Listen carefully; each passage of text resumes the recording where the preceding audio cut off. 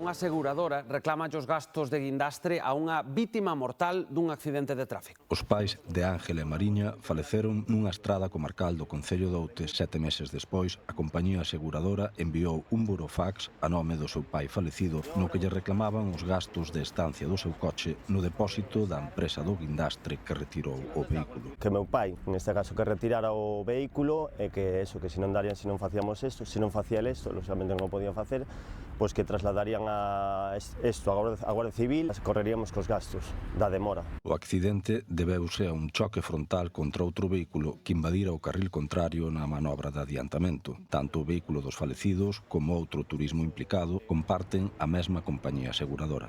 Creemos que afecta moito, por suposto, que sean as compañías a mesma, porque existe un gran conflito de intereses. Eu non é o feito da cantidad, porque se fora un euro non iba a pagar un euro, por eso, porque é o feito de que che envíe unha carta a número de un falecido, por eso.